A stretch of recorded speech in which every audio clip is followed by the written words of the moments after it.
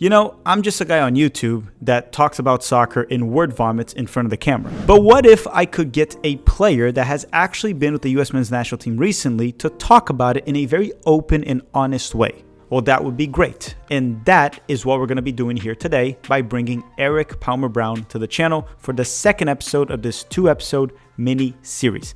Hi, I'm Johan Filippo and welcome to Tactical Manager TV and welcome to episode 2. As I said before, this is part of a 2-episode mini-series with Erik Palmer-Brown. The first episode we already released a day prior to this one, which was heavily focused on Palmer-Brown's career abroad, why he moved so early to Manchester City, his thoughts on whether or not Jesus Ferreira from FC Dallas should go abroad, and now we have episode 2, which will be 100% focused on the current US men's national team players from an inside perspective. He's going to be talking about the players, the coaching staff. It's a great episode, one of my favorites, where Erik Palmer-Brown is very open about everything, much more than I expected. So as I said on the previous episode, sit back, relax, get some popcorn, drop the like button twice, because now I want to get twice the amount of likes that I got in the previous video, even though I don't think you can do that. I don't think you can hit it twice. Okay, so just hit the like button once.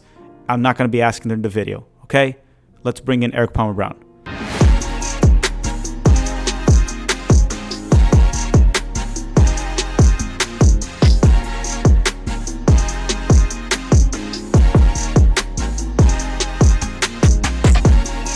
Okay, welcome back. Me and Erik never really left, but anyone watching the episode, you guys kind of left because these are separate apart. If you missed part one, Erik Palmer-Brown talked about his entire journey essentially abroad, the experience, what was good, what was bad, talked about whether or not MLS players should go abroad or not, if it's something more personal, different for each case. So if you missed that episode, go check it out. Erik, ready for part 2? Let's do it. U.S. men's national team. So this one will be fun. This will be a fun one.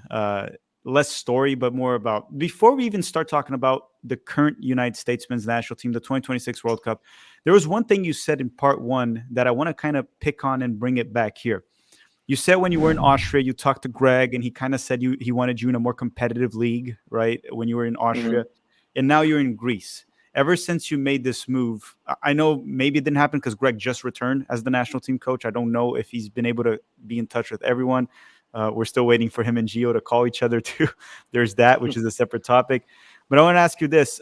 Have you had any conversations with any of the staff? Have they talked about the league you're currently at, the Greek league? Is that competitive enough for them? How's that looking? I think so.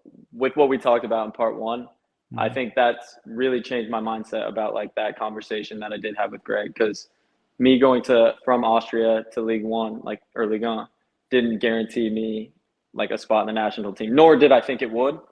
But I think there were some other cases of players around me like getting called up from leagues that weren't as good as Ligue 1 as well, Like or like getting the leagues, opportunity. Yeah, getting the opportunity. So for me, that didn't factor into the decision at all. I mean, I did talk to, at the end of last season, I got the opportunity to speak to Guccianyewu, and just at that time mentally, like, after being relegated, after being like not going to the World Cup, I think for me, like, my mindset was just like kind of put the national team out of my mind, because it did like make a big impact on where I wanted to go next on in years prior. So for me, this decision was based on like what I wanted, purely on what I wanted, and to see like if that makes a difference in like anything, because like I said earlier, it's about playing in a team that's playing for the top of the league, that's fighting for the champion, like fighting for Champions League, fighting like to play in Europa League. We're playing in Europa League this year. Like, that's a new step for me as well.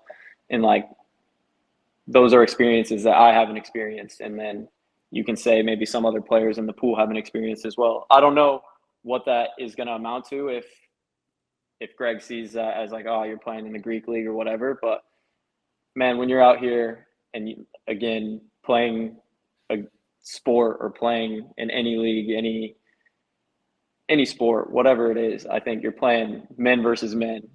We're all fighting for the same thing to go get that win. So like, it's not necessarily like the Greek league is a worse league, whatever, than another league. Like, we're all fighting for the same thing. And for me, like, at the end of the day, the decision was to play for a team that's fighting for the league title and for a team that's pushing for Champions League, like, year in, year out.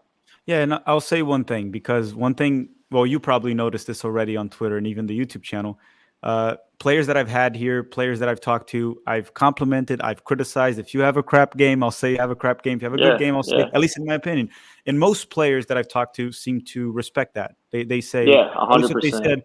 They might disagree at times. They said they didn't think they had a bad game, but again, it's all opinions. There's Yeah, certain situations where 100%. Yeah, bad games are bad games, good games. But I'll tell you one thing, for example. Uh, Based on what I'm seeing from call ups, he did call up Christopher Lund and Tanner Tessman. And you don't have to give an opinion on this because this would just put you on a bad spot. That Christopher Lund and Tanner Tessman that play in the second division of Italy. In my ignorant opinion in this topic, because I don't watch the second division of Italy, that league is probably worse than the Greek league, probably worse than MLS, probably worse than the Austrian league, from my ignorant opinion. So it doesn't seem like where the player plays is the ultimate decision of who he calls up. And of course, if you're one of the best defenders in the Greek league and you're playing Europa League or Champions League through the club that you're playing at, I don't see why he wouldn't really give an opportunity. Again, I don't know Greg personally. You definitely know him much better than myself, but I don't think. I'll say it this way: for all the criticism I've given Greg in regards to him calling some players from MLS over players that are challenging themselves in Europe, that are struggling maybe to get minutes because they're playing with tougher teams and tougher leagues, he hasn't really held back on calling people based off the league they play. So I do agree with you in that sense. I think if your decision was made, I want to fight for titles. I want to play for a club when I'll get consistent minutes in maybe a different country where I'll feel better. Like you said, France didn't feel as welcome or as yeah, good, I guess. yeah, If your decision was based off that, I think it's the smart decision, because if you're playing well for your club, the odds of you getting an opportunity, and then it's up to you to perform for the national team, you'll yeah, get it. But yeah. again, Greg, as every coach, every human, they have their biases, and that'll Exactly. happen. Yeah. Yeah. Trust me, I And wouldn't want to be in any coach's position. That's why after football, I will not like having to manage, the expectations of people on the outside. Well, you don't have to, but like to hear the criticism from them, because you will hear it, but also like having a group of players that you have to manage all their egos, all their personalities. Man, I can't even imagine like how difficult that is. So like hats off to all the coaches, because I would not want to do that personally, just for my and still with the U.S. men's national team, because this is the main focus, and I want to talk about the current generation, which you're part of the current generation, and you're obviously in contention for that 2026 World Cup roster spot. That's 3 years from now. You've been called in, you've been left out of roster, so you're in and out. You're in that fight right there for a spot. But before we even dive into that specifically, um, what do you think, like in Europe, from your experience? Because you talked about this a little bit in the last segment of how, I wouldn't say an anti-American sentiment in Europe, but it does seem like there's a sentiment where it's like, ooh, American player. Oh no, no, not American player. And that definitely improved in the last few years. Why do you think it improved? Do you think it improved because of our World Cup performance in 2022, which I thought was okay? We did fine. We didn't do great, but we did fine. Or is it more performances at the club level? Essentially, what I'm asking you is, what's more important in terms of changing the perception of Americans in the world of soccer?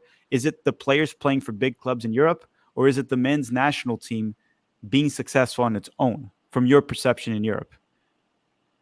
I think it's a bit of both of those things. I think like when I came to this club, the first thing people said was like, "Oh, you guys got a great national team. Like you guys like have good players."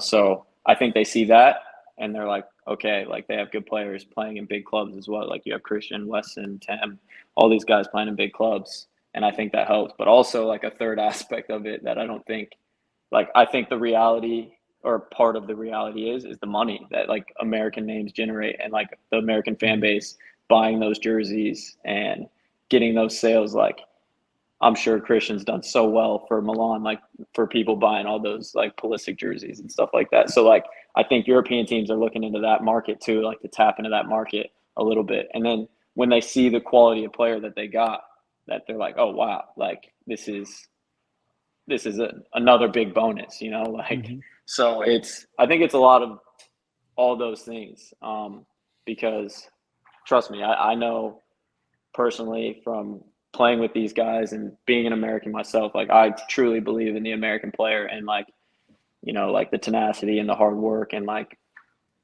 we will catch up to these nations, these other nations, but they don't see it like that because they've been playing football for longer. You guys play American football, so that's their opinion. Well, also, there's one thing that the U.S. we're the best in a lot of things. I would say, sports wise, plenty of Yeah, sports. And soccer is something that the world has always had over us. They're yeah, better than us, and then all of a sudden we're starting to catch up, and it makes them uncomfortable to a certain extent. It's like, uh-huh, this is our 100%. sport. Get out of here. And Yeah, we've. I mean, I'm not. None of us are crazy. We're not anywhere close the talent yeah, and the depth of like France, Brazil, Argentina, Brazil, yeah, but the gap is closer, or I guess it's smaller than it's ever been in history, probably in modern exactly. soccer history. I don't know about the 50s when we beat Well, you England and see all that. that, and like you see us versus like Mexico in these recent years, like that gap is closed. Oh, we're It's ahead of probably them like now. ahead of them. Yeah, We're exactly. ahead of Like them. I remember like growing up in the youth national teams hating to play Mexico because it was like one, it was a dogfight, and two, it was like we didn't win often. And then I feel like my U20, like when we played them in the U20 like qualifying, like after that, like it was just like, oh, this it's changed. Like we can beat Mexico every time we Yeah, play them. in my lifetime, I've never seen us outplay Mexico. Like, I've seen us beat Mexico, but never outplaying them. It was always like playing Yeah. in transition, grinding it out. But if you go back to the win in Cincinnati in World Cup qualifying, we were dominant. It was 2-0. Yeah. And then most recently in the Nations League, Nations League. Yeah. that was just like it didn't even look like we were playing Mexico. We just completely bossed them out of Yeah. the field 3-0. They lost their temper.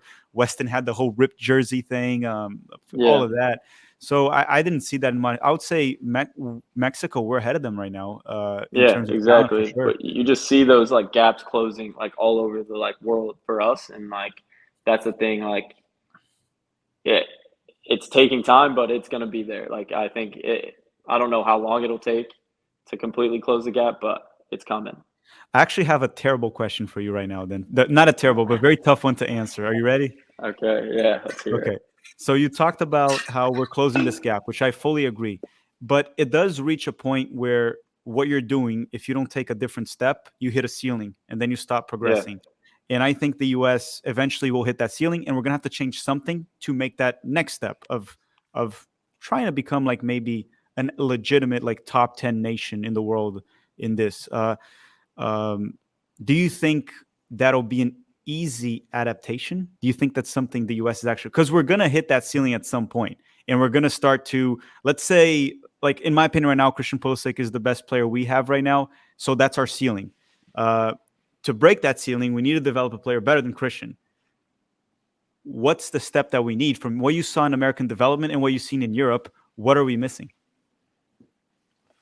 that's that's a great question. It's a terrible question. I know you'll It's hate it, but yeah, it's a great question, but I'm not.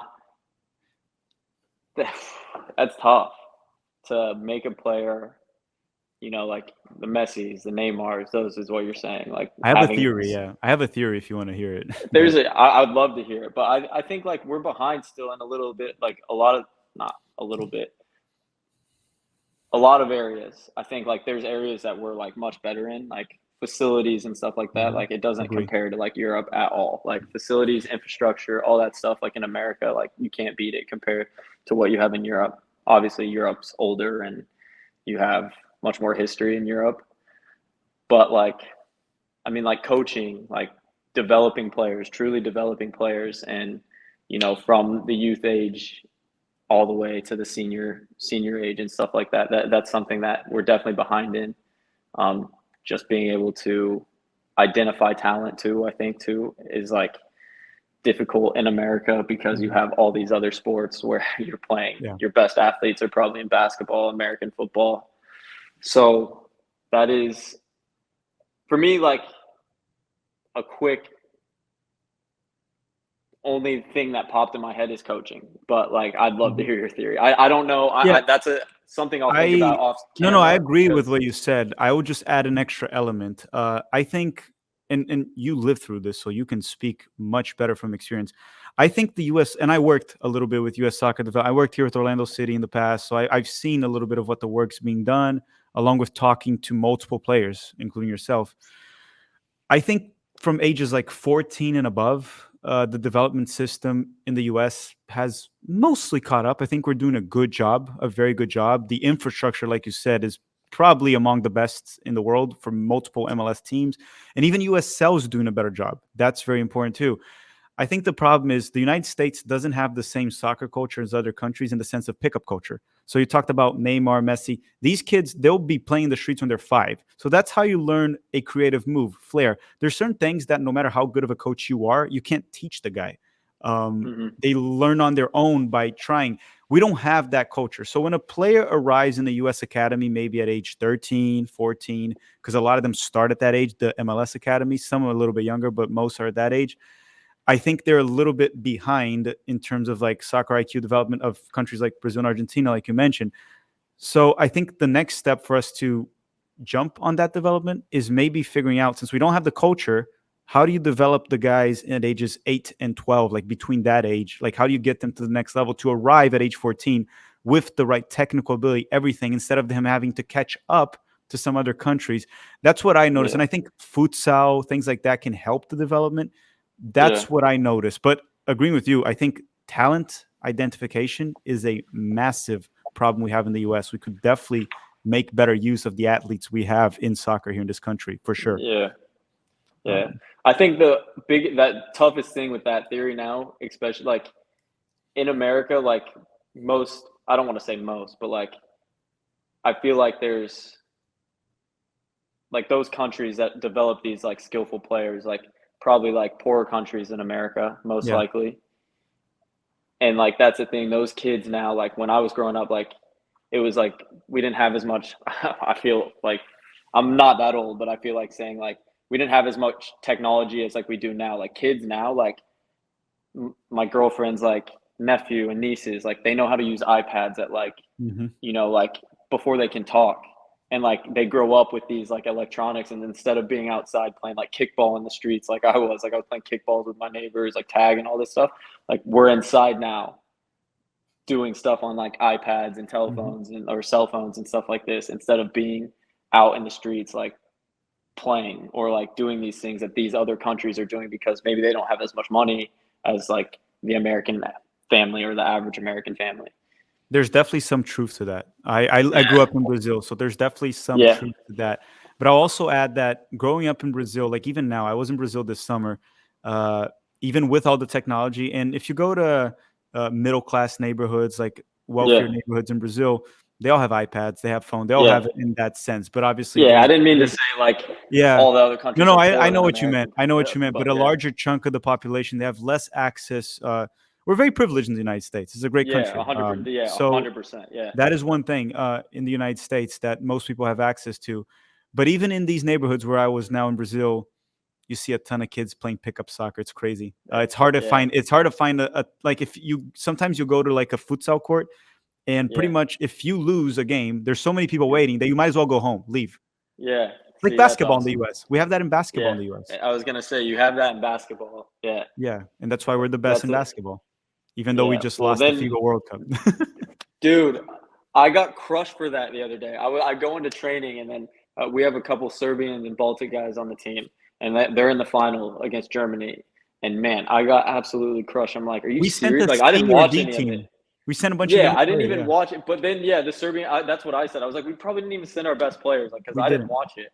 And then he was like, neither did we, because, like, Serbia is usually good, too, at basketball. But, like, I was just like, dude, I can't believe I'm getting – and the Greeks love basketball. Like, they're huge into basketball. And, like, they were talking about it, too. They're like, wow, America, really? I was like, dude, are you kidding me? Like, you guys can't take this seriously. But then we also had that one guy – I saw this on Twitter, too, that he was like, you can't call yourself a world champion if you're not playing against the world. And so that's just a bad look. It's just a bad look. we are definitely still the best in basketball, but let's say the past month hasn't really been good for U.S. basketball, even though we still easily have the best league in the world and the best player, or most of the best player. To wrap things up here, Erik, these are quick questions and very easy to respond now. No more trick questions for you. Toughest player in your career that you had to defend against or had to mark? And I think you mentioned like Neymar, Messi, Mbappe. You played in Liga. Which was the toughest player? Not the best, because obviously if you go best, you're going to say Messi. Messi's the best one. But which was the one that gave you the most nightmare when facing them? Well, if you take out those top three, like Oh no, take you those can guys out. place them. Who was tougher, Messi, Neymar? Who was tougher to face?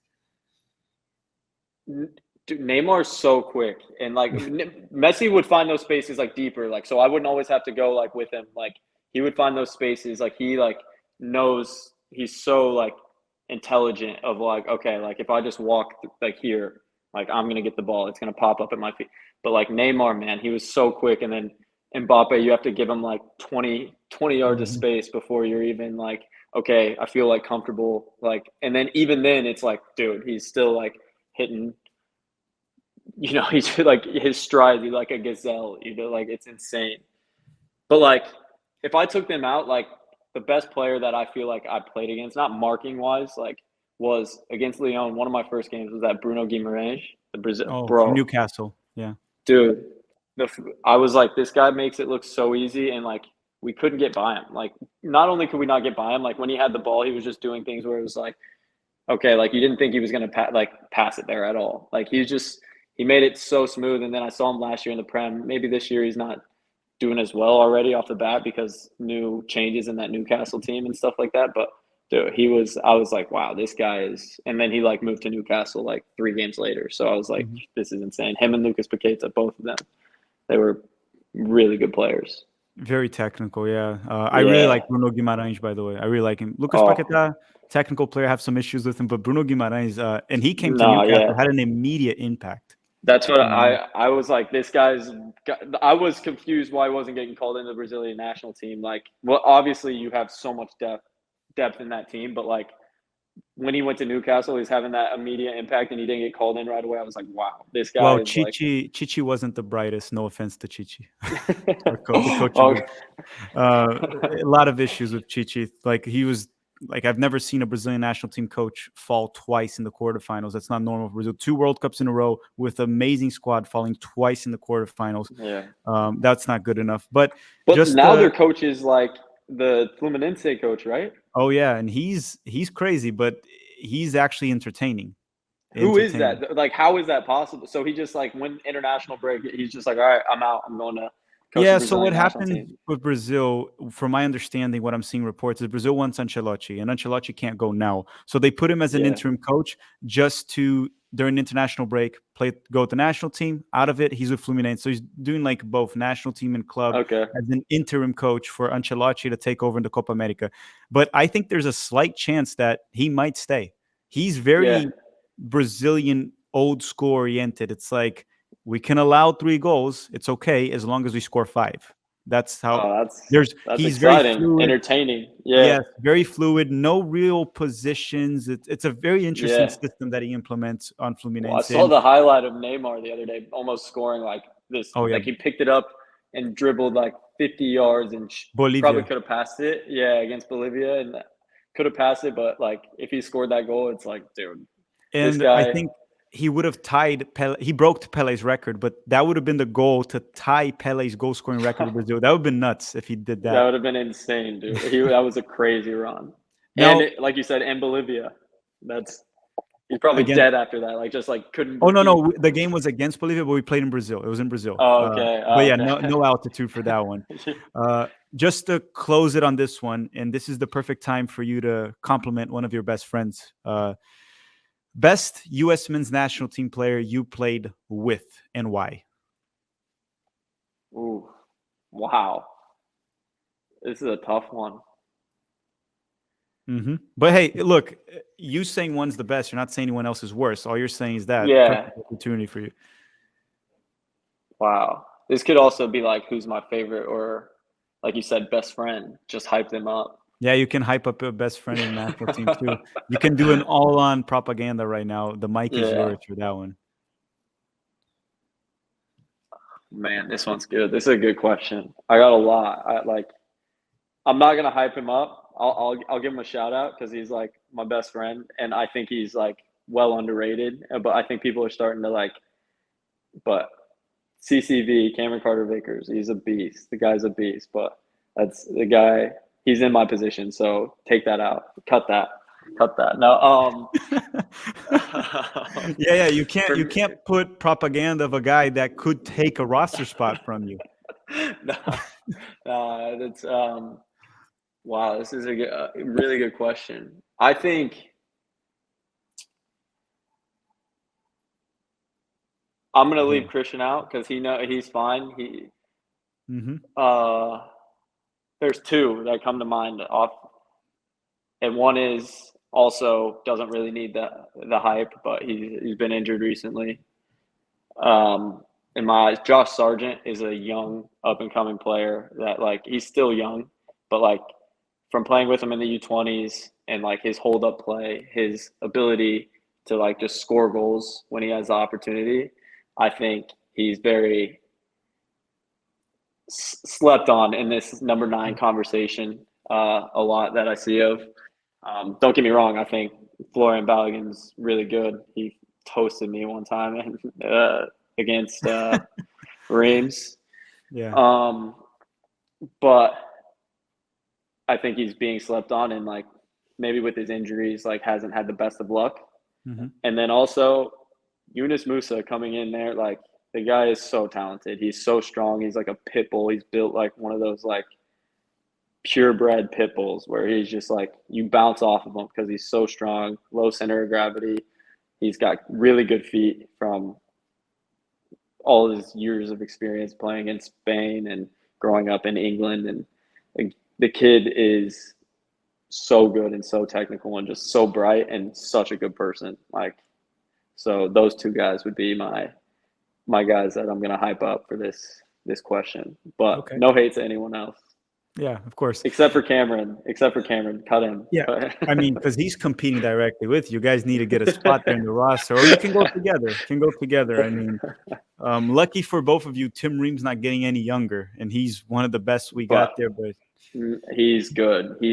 Last season, I mean, even talking, me and Cam talking, like I loved him. He's such a good dude and just so classy. And you could see with his play last season, and his play now, it's just he's so consistently just solid. the dude peaked at age 36 somehow. What a guy. Missouri guy. Love that.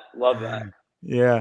But Erik, thank you very much for coming along. This was fun. Both episodes were very informing, it was just, you were just a great guest. So I want to thank you very much. Anytime. Seriously. I got so much time on my hands. So anytime you want to chat national team or just football, or if you need me to teach you NFL, I got you.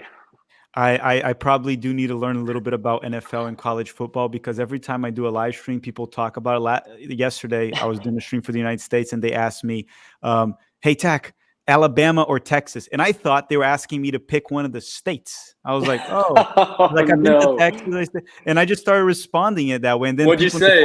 What'd you say though? You said Texas? Oh, I'll explain. I've never been to Alabama. I just drove by. So I said, look, I have to pick Texas because I was there 4 months last year. So I was like, I'm going to pick Texas because I've been there and it was great. And I don't know Alabama. So I had to go with Texas. And then they told me I wasn't picking the state. I was picking actually the football team. I was like, I didn't know that. Maybe you should pick with that. Stay with that logic because Texas won last night and upset Alabama. So it worked. I got it right. Yeah, exactly. You might need that might be your new niche to just like do that.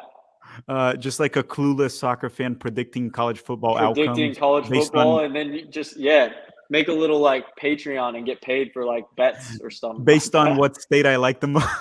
Exactly. It's not bad. Nah, man, I'm a Florida man now. I live in Florida. I live in New York, California, Tech. Now I'm in Florida, so I'm gonna have to pick Florida State. But Erik, thank you very much for coming along, and everyone, drop a like before you go. Erik Palmer-Brown, everyone, thank you.